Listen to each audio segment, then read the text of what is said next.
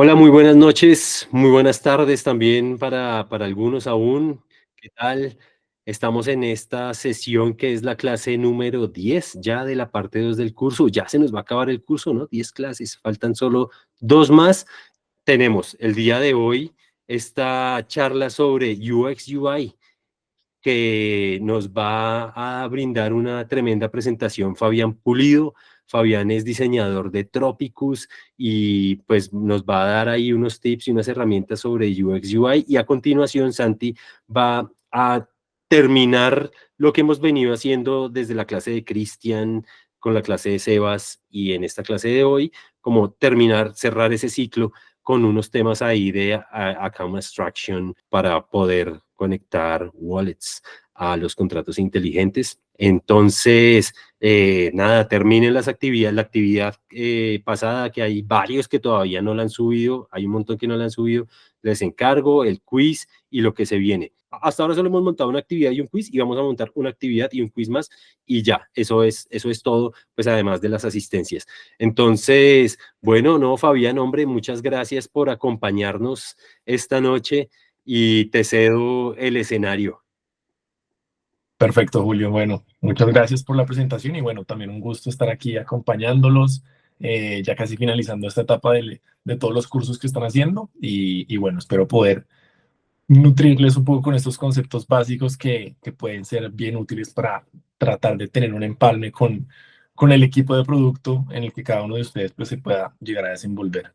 Vale, ahí estamos. Bien, genial. Entonces, bueno, como Julio les comentaba, en la clase de hoy vamos a estar revisando los conceptos básicos de experiencia de usuario e interfaz de usuario para desarrolladores.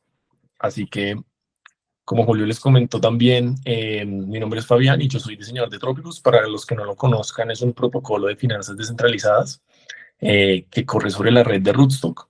Pero bueno, ya más adelante vamos a poder ver un poco, quizás un poco de ejemplos con base en el protocolo. Por lo pronto, sigamos adelante. Los objetivos, obviamente, de este taller, pues van a ser comprender esa importancia de la experiencia de usuario, interfaz de usuario en el desarrollo de software.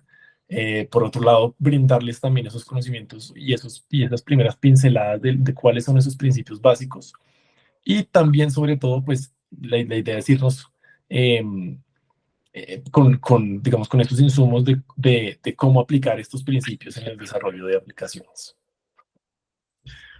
Así que vamos a tener una agenda muy puntual, vamos a tener una introducción, los principios de cada uno de los conceptos y para finalizar unos ejemplos prácticos ya para que luego Santiago, digamos, continúe con el puente de cómo poder implementar pues, estas soluciones que van a ser de mucho provecho para el usuario final.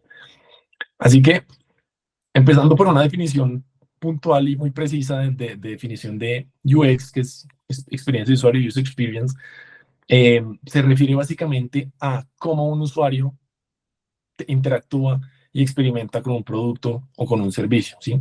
Esto, digamos que abarca todas las percepciones y reacciones del usuario antes, durante y después de usar el producto. Así que básicamente abarca la facilidad de uso, la eficiencia y la satisfacción que el usuario tiene o obtiene más bien al interactuar con un sistema. ¿Sí? Su objetivo principal, podríamos definirlo en que es asegurar que el usuario tenga una experiencia positiva y satisfactoria, lo que a menudo se logra mediante la investigación de usuarios, la creación de flujos de usuarios, la creación de flujos de usuario y el prototipo iterativo, haciendo el prototipo iterativo. Así que si nos ponemos un ejemplo muy banal donde podamos encerrar este tema de que incluye todas las percepciones antes, durante y después, casi que en un drive-thru, aterrizándolo un ejemplo muy genérico de un McDonald's, casi que la experiencia de usuario puede empezar con la señalización misma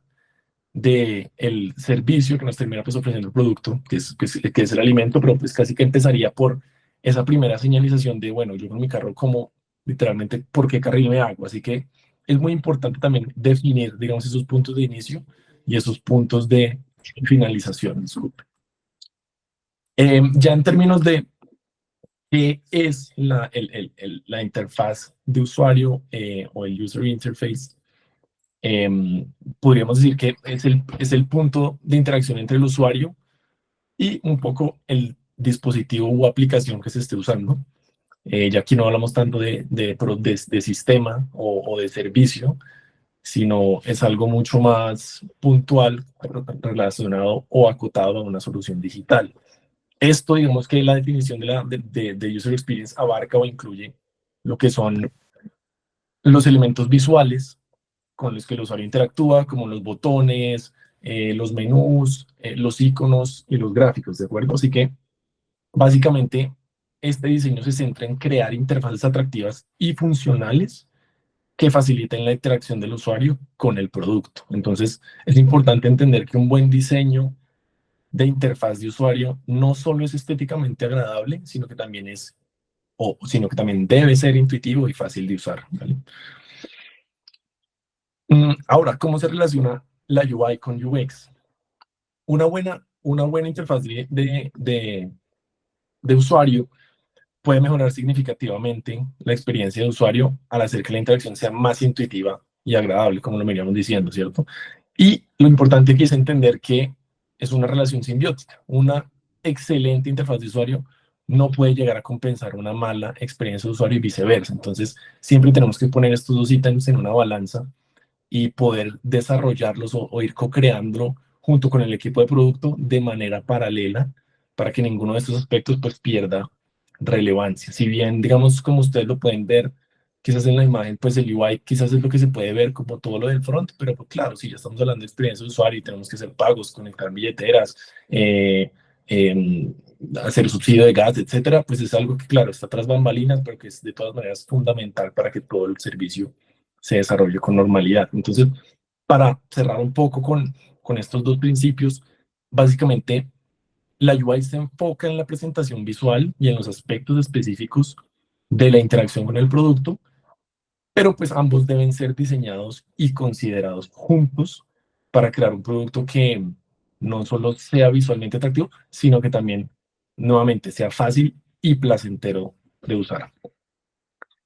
Si ya saltamos un poco a los principios de experiencia de usuario, nosotros podemos dividirlo en cuatro grandes bloques. El primero, todo lo que tiene que ver con comprensión del usuario. Aquí ya vamos a entrar un poco más en detalle que básicamente se despliega en investigación de usuario, la creación de personas o el arquetipo de personas, que es básicamente el perfilamiento que se haría con base en lo que la solución esté enfocada o esté enmarcada.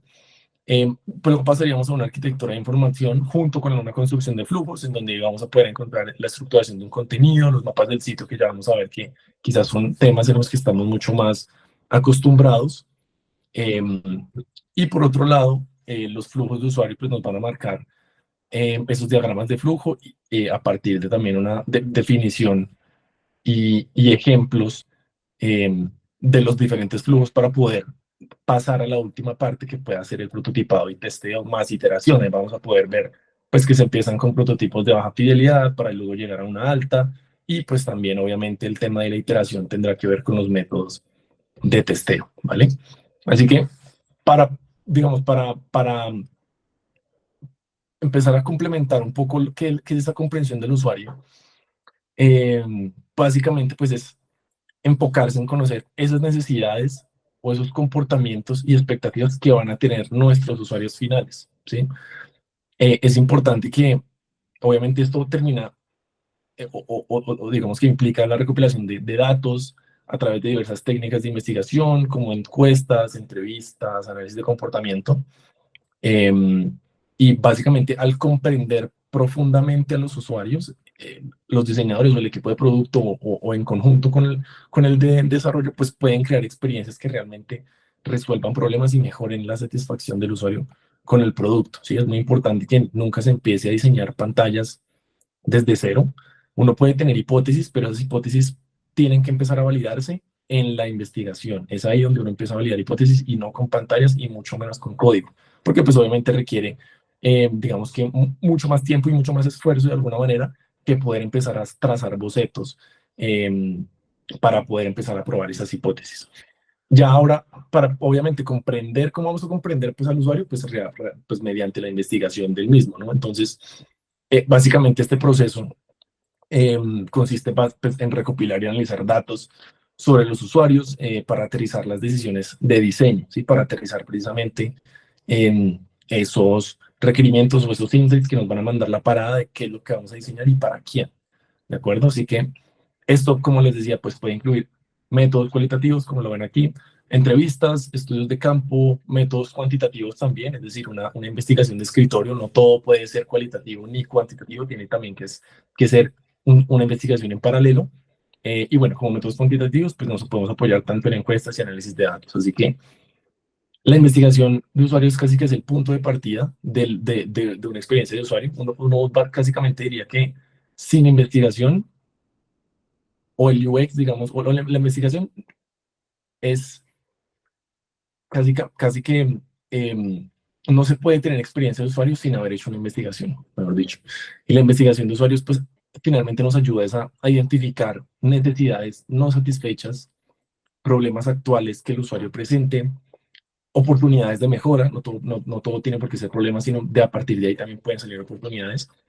Y todo esto pues es esencial para diseñar los productos que realmente resuenen con los usuarios. Recordemos que uno no está diseñando para uno y tampoco no está echando código como para uno, sino siempre toca pensar en el usuario final y el usuario final siempre tiene que estar como en ese trabajo paralelo en toda la fase que se esté haciendo. A pesar de que ya cuando entreguemos el código nuevamente se van a tener que hacer testeos y demás, siempre debemos trazar esa línea en paralelo para que el usuario no sea visto como un bicho raro, sino tenerlo muy cercano para poder ir iterando en cada fase de la investigación y pues de la construcción del prototipo. Ahora, si nos vamos, si profundizamos un poco más en la investigación de usuario, pues es muy importante empezar a tener esa empatía también desde el equipo de desarrollo, porque nos pueden salir referencias en las cuales se puedan llegar a conversar en unas sesiones con el equipo de producto y básicamente pues podríamos dividirlos también en cuatro grandes puntos: explorar el contexto o entender a cuál es el contexto en el que estamos diseñando. Si nosotros nos ponemos en el imaginario de cripto, pues claro, hay digamos que muchos matices de qué usuario cripto puede estar utilizando el producto, si es un usuario novato, un Bitcoiner maximalista, un usuario supremamente avanzado, DeFi o Degen. Así que es muy importante explorar ese contexto, luego poder también, en algunos casos, entender el negocio, por supuesto, conocer los actores que están involucrados y mapear las dinámicas que termina siendo casi que el aterrizaje de esa investigación que se está logrando. También en temas de investigación, pues es importante poder, poder mapear cuál es ese recorrido, o más que todo el recorrido, si lo estamos pensando nuevamente en el drive-thru de McDonald's y lo queremos pasar a un ejemplo más aterrizado a una solución digital, pues puede ser un recorrido en términos de cuál es ese diseño o cuál es esa ruta mental de los usuarios para poder identificar precisamente esos momentos, ¿sí? Esos momentos de aquí estoy teniendo un poco de fricción, aquí no estoy entendiendo a dónde estoy yendo, aquí no estoy entendiendo quizás qué es lo que voy a esperar cuando realice tal acción, y eso también nos va a poder generar o nos va a poder entender cuáles son esos puntos de contacto. Si vamos a tener momentos cruciales, también esos momentos van a estar marcados por puntos de contacto, y esos puntos de contacto los vamos a poder dividir nuevamente en cuáles son las personas que están interactuando, si es una o más, cuáles son los objetos con los cuales están y pues con los cuales está interactuando, al igual que los canales y nuevamente los procesos que se pueden llevar a cabo. Entonces, piense que cada matiz o cada recorrido y cada momento nos empieza a marcar un montón de ítems que es muy importante que los tengamos en cuenta al momento de mapear, porque nuevamente todo este proceso de investigación es el que nos va a marcar finalmente los insumos. ¿Y cuáles son esos insumos? Pues que nos permitan definir los requerimientos de producto. Entonces, esta es una gráfica que resuena mucho siempre con el equipo de producto, y es que básicamente siempre tenemos que ir a las profundidades, ¿sí? La investigación no solo se puede quedar en una encuesta muy apática y con una muestra también muy pequeña, sino tiene que tratar de escarbar más allá de la superficie, ¿sí? Porque hay un dicho que básicamente muestra la primera pirámide, que es people say, people do, ¿sí? Nosotros nos pueden decir ciertas cosas el usuario en alguna encuesta o en alguna entrevista que estamos haciendo, pero realmente lo que el usuario hace es otra cosa, ¿sí? Hay maneras obviamente de poder o metodologías para poder ver y contrastar qué es lo que qué es lo que el usuario está haciendo contra lo que me está diciendo, pero mucho más allá, qué es lo que está sintiendo, qué es lo que está conociendo, qué es lo que está soñando, qué es lo que puede llegar a estar necesitando. Así que la idea es siempre poder, para hacer productos y soluciones diferentes y muy enfocadas, digamos, al tipo de usuario al cual estamos diseñando, es muy importante siempre ir a las profundidades y pues este tipo de temas o este tipo de descubrimientos se pueden hacer a partir de, vale, una primera capa de entrevistas, una segunda capa de observación, pero también sesiones generativas en donde con múltiples herramientas nos puedan dar un poco más de luces que diseñar una aplicación muy genérica, sino recordemos que siempre va a estar enfocado a unas necesidades que van a ser muy puntuales. Bien, ya una vez habiendo hecho todo este proceso, eh, digamos que viene, digamos, el aterrizaje de la información, el acotamiento de la información y posteriormente los requerimientos que ya nos permitan poder charlar o tener sesiones de empalme ya con equipos de una manera mucho más transversal. Es decir, si el equipo de producto quiere ya poder exponer cuáles fueron los insights, las oportunidades y los descubrimientos junto con los otros equipos, aquí ya se puede empezar a armar un poco más de sinergia en términos de construir de manera co-creada, ¿por qué no? La arquitectura de la información, ¿sí? Que como ustedes saben, pues es la organización y estructuración del contenido para un producto digital y su objetivo básicamente podría ser en ayudar a que los usuarios o ayudar a los usuarios a encontrar la información que buscan de una manera más rápida y sencilla. Entonces, esto se puede llegar a lograr mediante una cuidadosa planificación de la jerarquía de la información, de la navegación, la etiquetación, asegurando que el contenido sea accesible y comprensible para todos los usuarios, pues obviamente desde nuestro punto de vista interno, obviamente esto el usuario final no necesita entender ni verlo, pero pues una buena estructuración de contenido y un mapa de sitio, pues mejora la usabilidad del producto, haciendo que esa información sea nuevamente más fácil de encontrar, más fácil de entender. Entonces, los mapas de sitio son útiles tanto para los diseñadores como para los desarrolladores, por supuesto, proporcionando una visión clara de la estructura del sitio que puedan empezar a pivotear desde esos hallazgos preliminares. Ahora, si nosotros saltamos también, que se puede hacer también un ejercicio muy en paralelo contra los flujos de usuario, que es algo quizás más parecido, pero mucho más visto desde la perspectiva del usuario y no tanto visto desde la perspectiva del aplicativo de la solución digital per se, que son básicamente pues diagramas que ilustran, como les decía, pues ese recorrido que un usuario realiza para completar una tarea dentro de una aplicación o producto o la solicitud de un servicio. Entonces, en cada paso, perdón, me comí de la interacción del usuario con el producto, desde la entrada hasta la finalización de la tarea. Siempre es muy importante acotar cuál es ese inicio y esa salida de la solución que estamos diseñando en conjunto. Así que también diría que los flujos de usuarios son esenciales también para identificar posibles obstáculos y mejorar la eficiencia y la experiencia general del usuario. Básicamente los flujos de usuario pueden verse también como un journey map, si también han escuchado el término. Eh, es básicamente un viaje de la experiencia que está teniendo el usuario. Pueden tener también diferentes escalones, pero a lo que voy es que pues, definir esos flujos de usuario implica mapear todas las rutas posibles, ¿cierto? Que un usuario puede tomar para alcanzar sus objetivos dentro del producto. Esto incluye identificar las decisiones que el usuario debe tomar en cada paso y los posibles caminos alternativos e identificar áreas de mejora en el diseño. Entonces, este tema de los posibles caminos alternativos es también muy clave porque generalmente o un error que se comete es que siempre se camina, siempre se diseña o siempre se muestra el happy path, ¿no? Lo que conocemos como el camino feliz, el camino en donde no hay un 404, no hay ningún error y pues obviamente es fundamental diseñar todas esas aristas al momento, obviamente, en el que un diseñador o el equipo de producto pueda pasarle un prototipo con todas estas especificaciones y que no en el momento en el que el equipo de desarrollo vea, pues falte también los caminos alternos. Entonces, también es para que ustedes estén muy al tanto y le pidan también a su equipo que puedan llegar a hacer esas entregas muy a la satisfacción de cada uno para obviamente facilitar el trabajo, porque muchas veces también a partir de la investigación que uno hace, pues la idea es siempre tener un empalme y no solo mandar un archivo en seco, sino que el archivo obviamente tenga ciertas condiciones con ciertos componentes para que el desarrollador no tenga que pensar cómo integra lo que se le está mandando, sino que sepa cuáles son las rutas, sepa que hay una paleta definida, sepa que hay una tipografía, sepa que hay unos componentes. Entonces todo eso tiene que estar muy bien estructurado y se puede empezar a hablar desde aquí.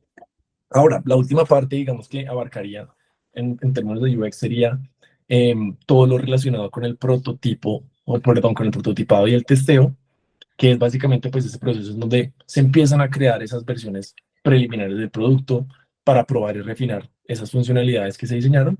Y pues los prototipos pueden ir desde bocetos simples que se catalogan como prototipos de baja fidelidad a modelos un poco más interactivos y mucho más detallados que son los que serían los de alta. Así que digamos que el prototipado y el testing son fases cruciales en el diseño de la experiencia de usuario, por supuesto.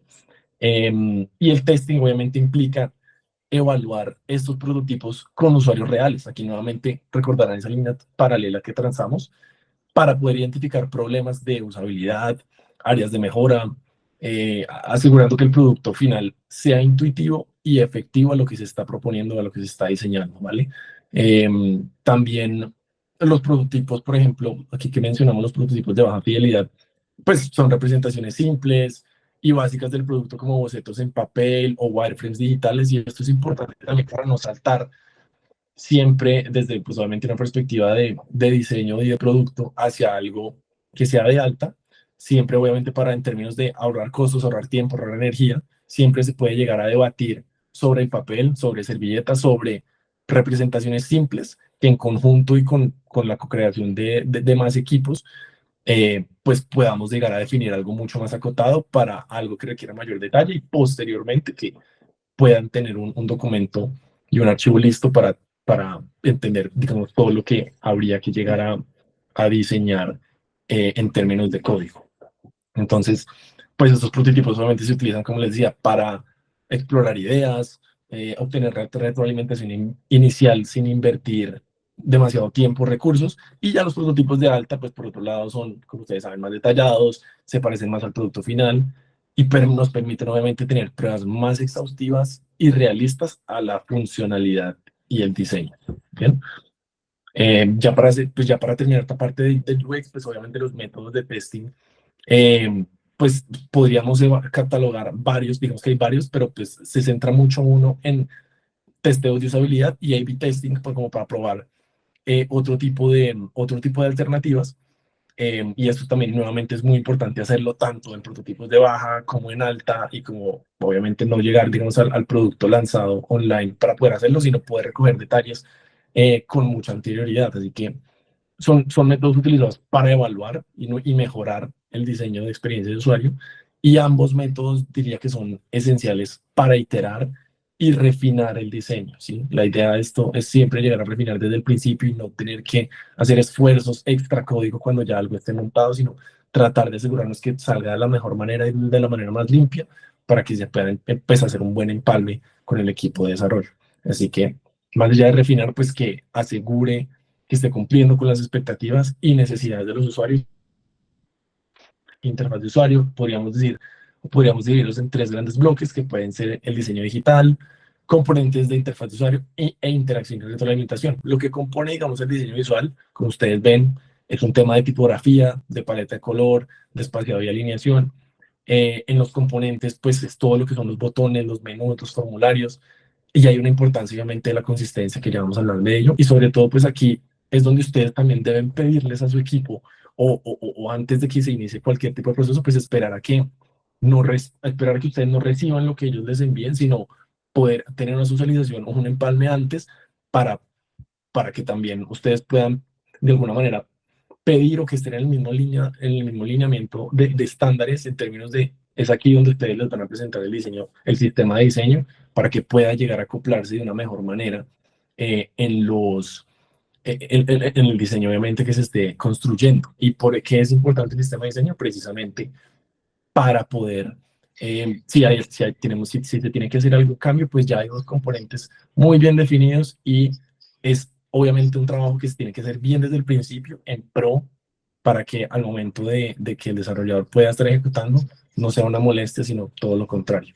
Así que si saltamos un poco más a lo que es el diseño visual, pues nuevamente, ¿no? Como les comentaba y como pueden ver en el ejemplo, es, es ese diseño visual que es efectivo, que no solo atrae a los usuarios, como acá lo dice, es importante, sino que también mejora esa usabilidad al organizar la información. No es solo ponerle color, un gradiente de color y ya está, sino que es importante que pueda mejorar ese tema de la usabilidad al organizar la información de manera clara y coherente. Entonces eso también es algo que ustedes también pueden empezar a ser un poco picky o un poco detallistas en ese punto si quizás al equipo se le está o no está siendo muy coherente, digamos, con lo que se está mandando, lo que se está mostrando, tratar de que ustedes también puedan empezar a afinar un poco más ese ojo para que pueda también ser un trabajo y puedan también ser críticos con lo que están recibiendo.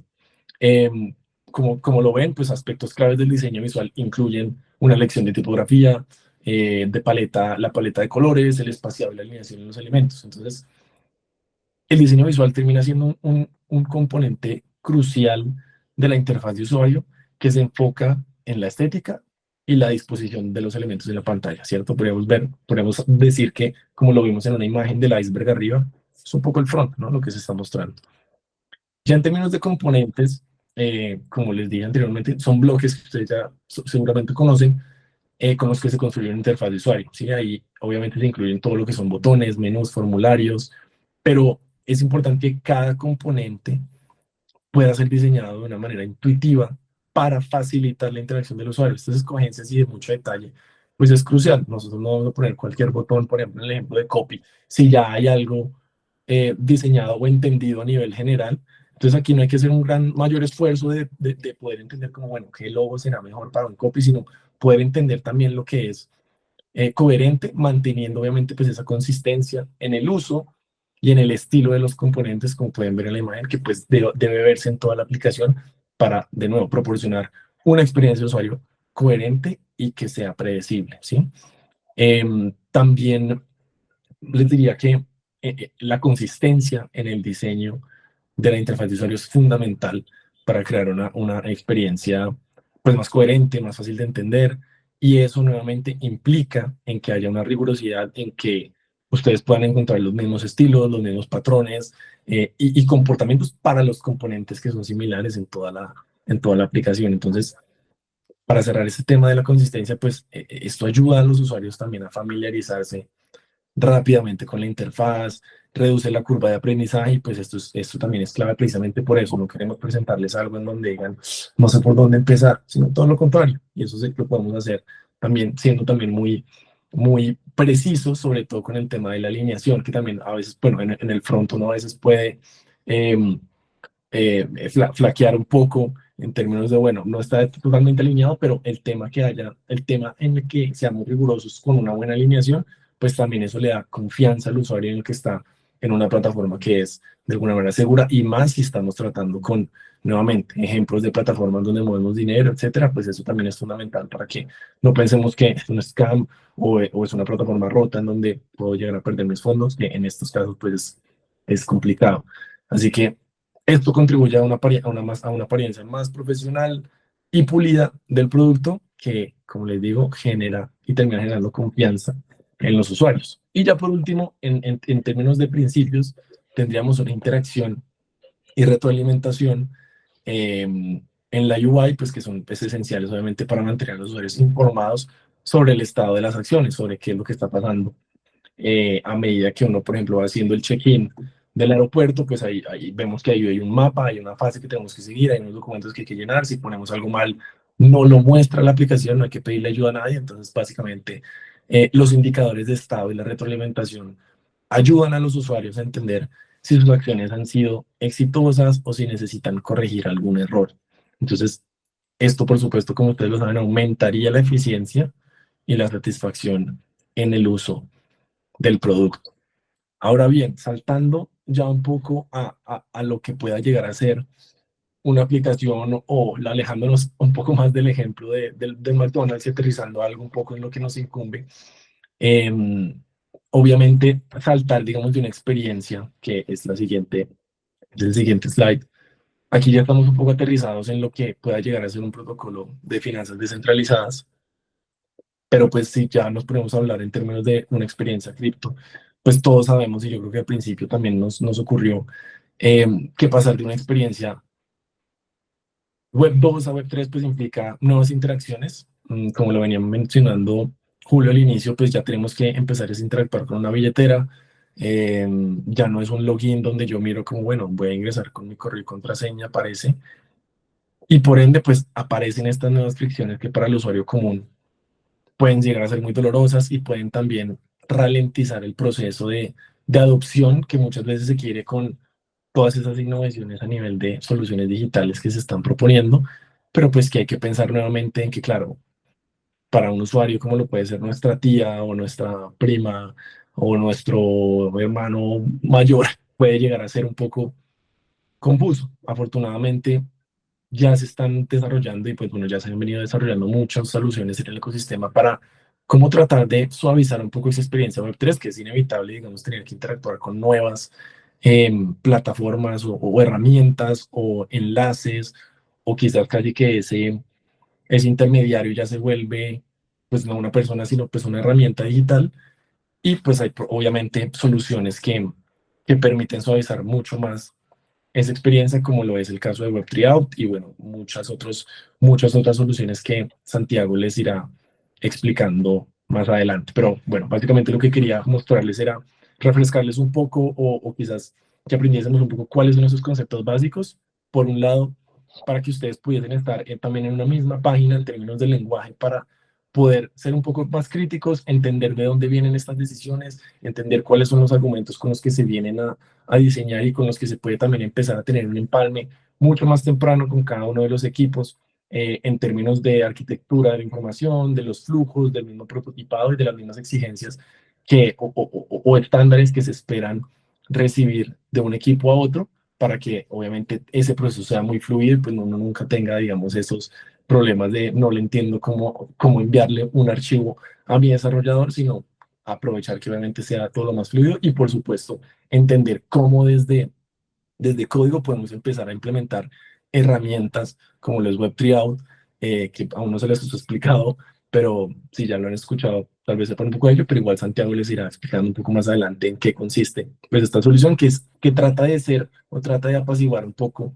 esa entrada a Web3 por una entrada muy y de alguna manera intuitiva a lo que estamos muy acostumbrados en Web2, que pues es con un login muy básico de correo y contraseña. Así que pues bueno, esto era lo que les quería compartir. Espero que les sea de utilidad y bueno, también podemos abrir un espacio para preguntas si tienen alguna duda. Muchas gracias.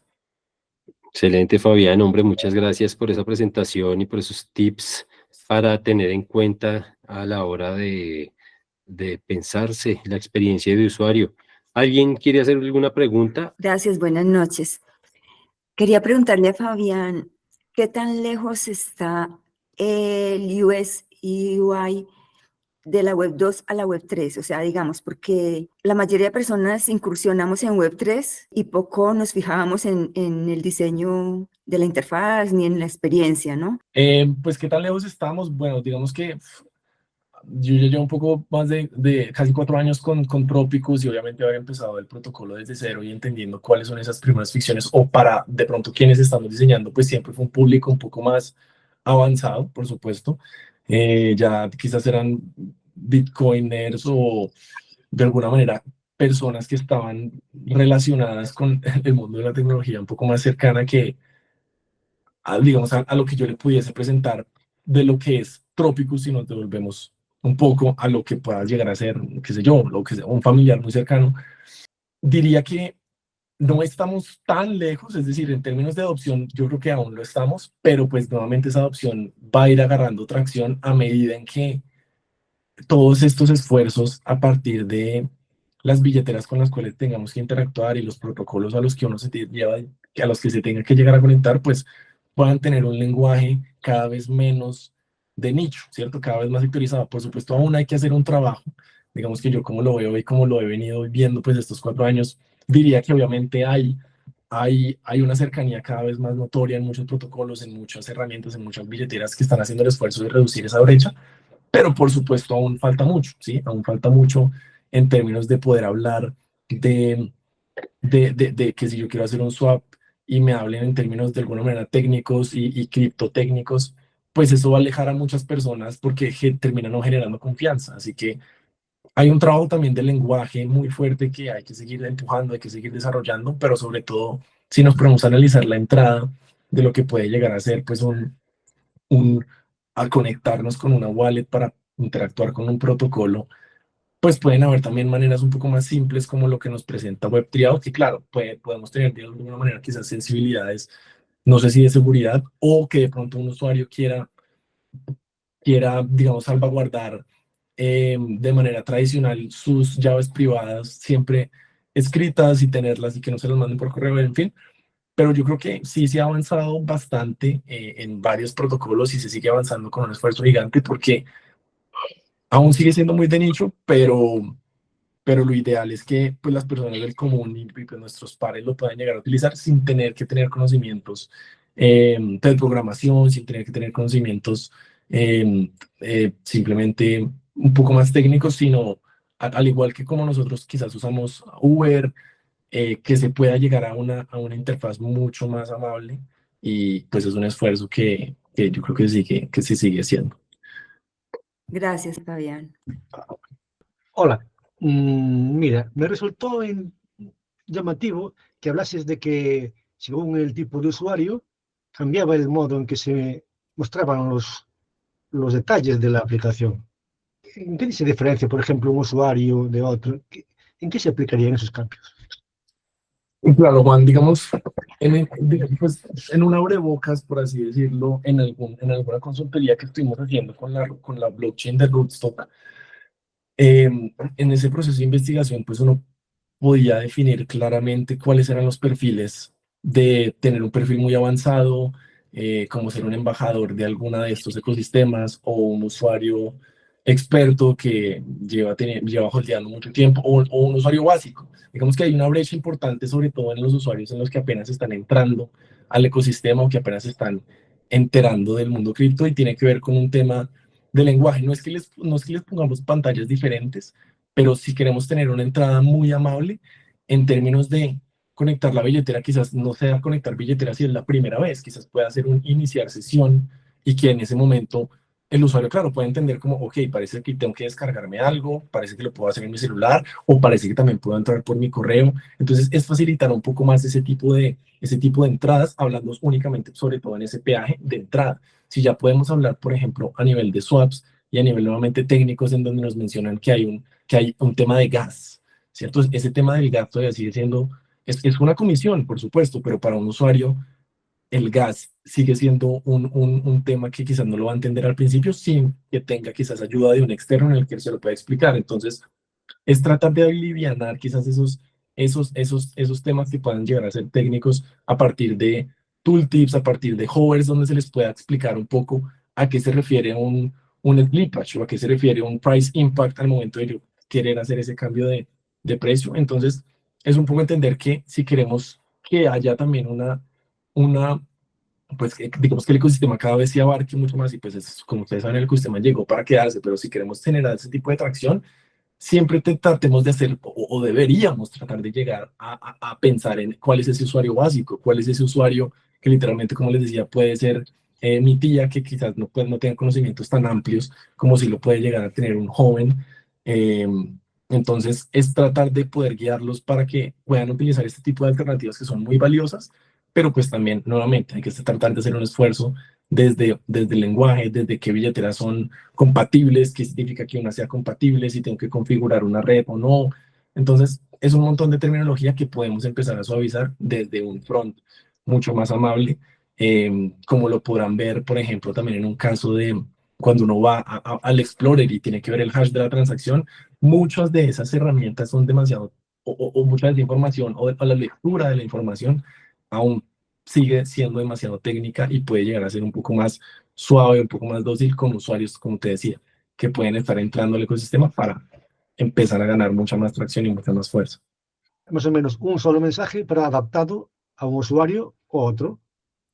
Sí, quizás o de pronto no adaptarlo uno u otro, sino que desde un principio pueda llegar a ser adaptado a un usuario novato. Sí, obviamente un usuario experto sabrá cómo moverse y por la experiencia que tiene y demás, pero siento que sí es importante hacer un esfuerzo en poder apuntarle a usuarios un poco más novatos, para que esa curva de aprendizaje sea mucho más leve, y pues eso también se puede empezar a hacer desde el diseño de un prompt. Vale, gracias. Dale, buenas noches. Fabián, bueno, en realidad tengo dos preguntas. La primera es, ¿hay un estándar sobre el diseño en Web3? Es decir, lo pregunto por lo siguiente, si tú te diriges a la página de Ethereum, Polkadot, Solana, etcétera, etcétera, etcétera, hay algo en común en todas ellas, y es que siempre manejan como un dark theme, siempre manejan colores oscuros. Y es muy poco y son muy pocas las páginas que en realidad sí. Entonces no sé si es por algún tipo de estándar o no sé si es porque combina como con el ecosistema, porque los usuarios lo prefieren así. No sé si es por el comportamiento que los usuarios tienen dentro de la página. Entonces sí me gustaría cómo resolver esa curiosidad que me ha carcomido la cabeza desde que empecé con este tema del desarrollo.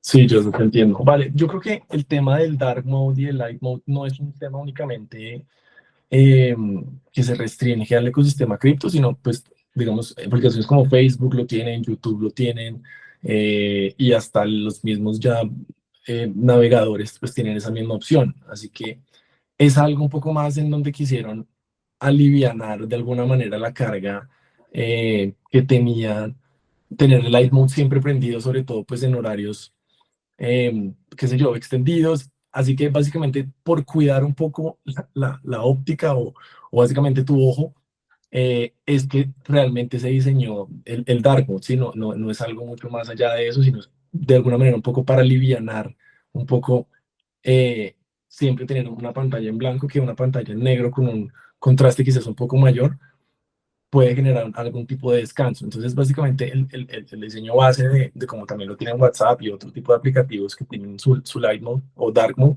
eh, pues es no más que eso, ¿sí?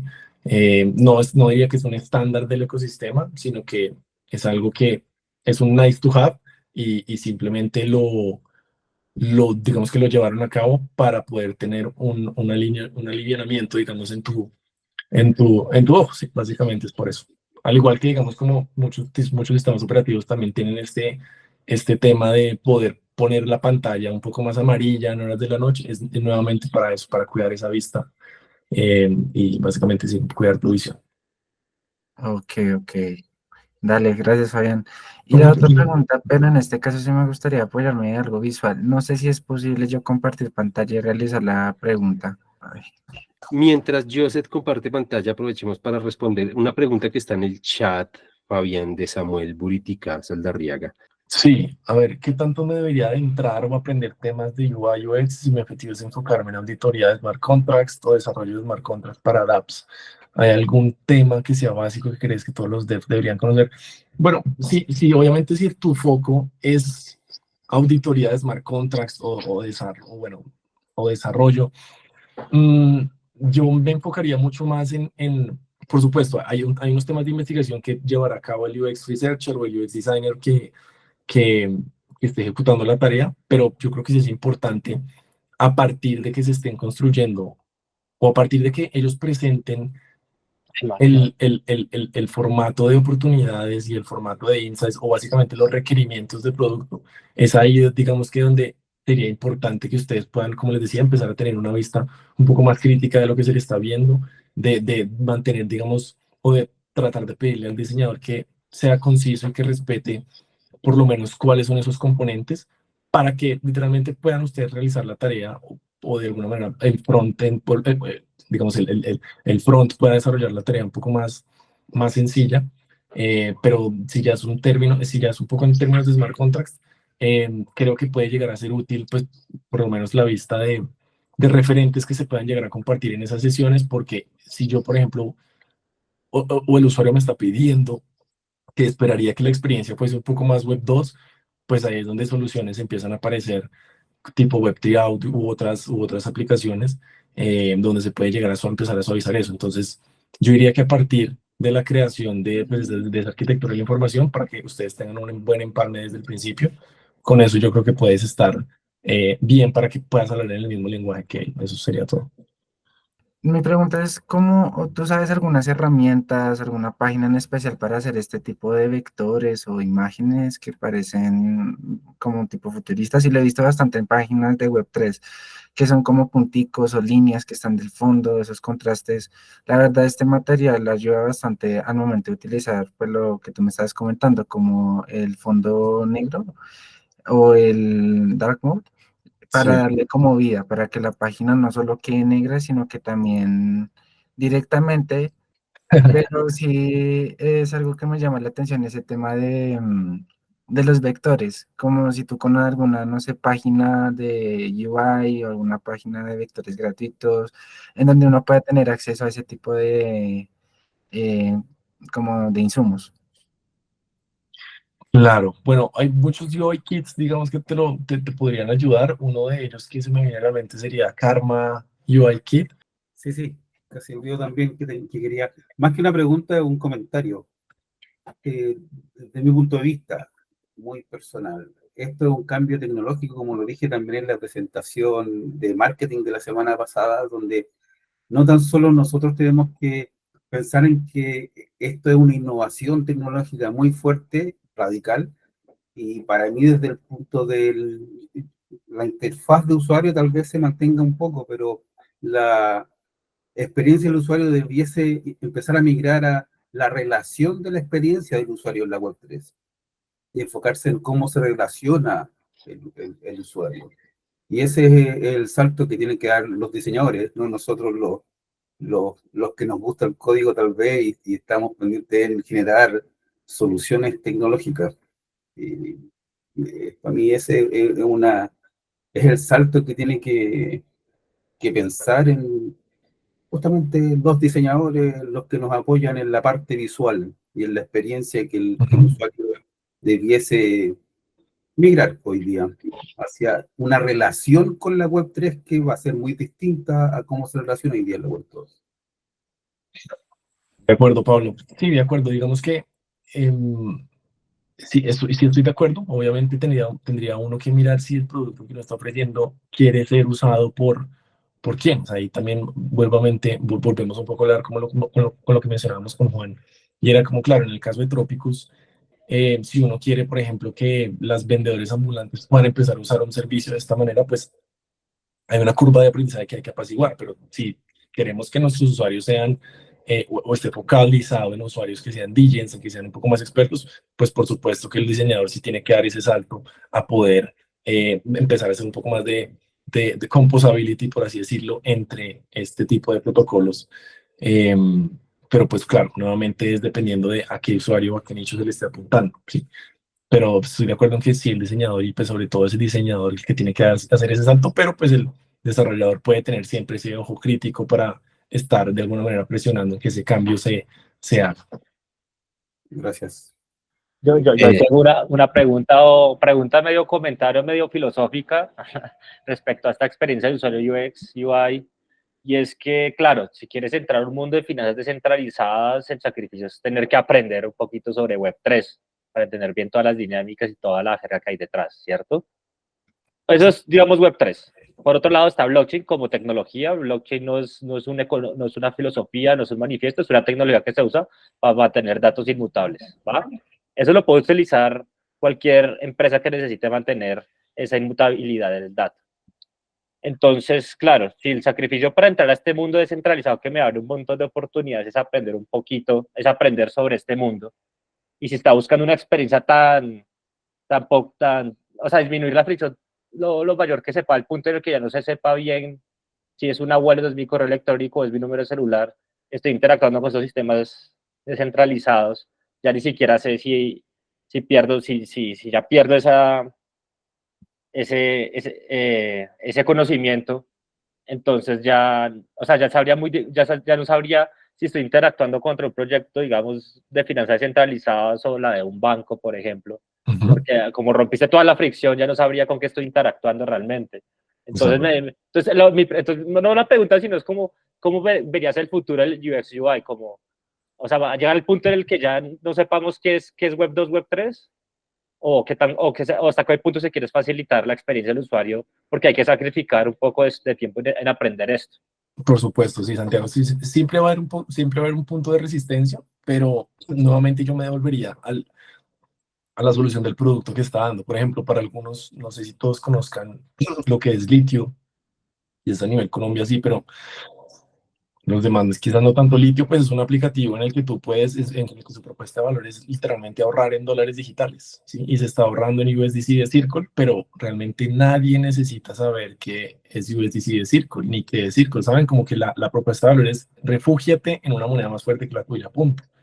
Para ese tipo de casos, que es muy puntual, en donde la oferta de valor es precisamente muy clara, a Litio no le interesa que tú de alguna manera aprendas, que tú aprendas que esto corre sobre la blockchain, que sí, realmente no, realmente ellos están prometiendo que puedes ahorrar en dólares, ¿sí? Si tú ya quieres averiguar un poco más, pues claro, ellos te van a decir, realmente esto es USDC, y USDC es un token que está respaldado por una empresa que se llama Circle, ¿sabes? Como que hay maneras de empezar a poder aprender un poco más sobre eso, pero de entrada ellos no hacen el esfuerzo de explicarte porque no es lo que venden. Ahora, si yo sí busco interactuar y busco hacer y busco tener interoperabilidad con diferentes protocolos DeFi, por supuesto que ahí digamos que ya la oferta de valor es distinta, porque yo ya voy a tener en mi mente un tema de composability, en decir, yo puedo saltar de esta red a esta otra red, o yo puedo hacer de este tipo de cosas para poder apalancarme, para hacer arbitraje, para hacer otro tipo de cosas que ya puede llegar a ser mucho más autónomo que quizás un protocolo como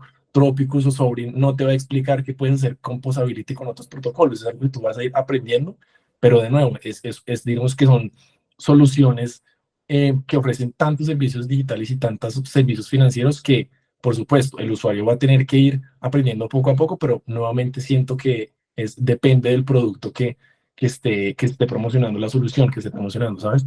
De nuevo, Litio está vendiendo esa oferta de valor y no, a nadie más le interesa saber, y mucha gente ni siquiera sabe qué es cripto. Ahora, ellos tienen una entrada y una salida por blockchain, que ya para usuarios más experimentados pueden llegar a usar, pero en un principio es muy sencillo y es casi tan sencillo como usar Uber, ¿sí? Uno no necesita saber más allá de mecánica, simplemente saber el valor que le está ofreciendo. Entonces, es un poco también ver desde qué solución o desde qué punto nos estamos parando y a quién le estamos diseñando para ver qué esfuerzos necesitamos a nivel de fricción hacer o no. Tremendo, depende del producto. Bien, gracias, Fabi. Bien, con gusto. Fabi, muchísimas gracias. Tremendo y muy buena esa ronda de preguntas y respuestas que hemos tenido al final. De verdad, muy, muy agradecidos y deseándote lo mejor tanto a ti como a Tropicus, que ha crecido un montón, ¿no? Ver esa curva de TVL de valor bloqueado que ha tenido en el último año es una maravilla ver cómo un producto hecho aquí en Colombia puede tener un crecimiento de esa manera y por supuesto la experiencia de usuario ha sido una pieza fundamental dentro de ese proceso. Y Julio, claro que sí, no, con mucho gusto, en verdad. Un placer haberlos acompañado. Ya, ahorita Muchas regresamos. gracias. Antes de cerrar esta primera parte, recuerden la palabra de asistencia del día de hoy es ETH33, en minúscula, todo pegado, ETH33. Y ya vamos con la segunda parte, que eso viene como una avalancha santiagoviana.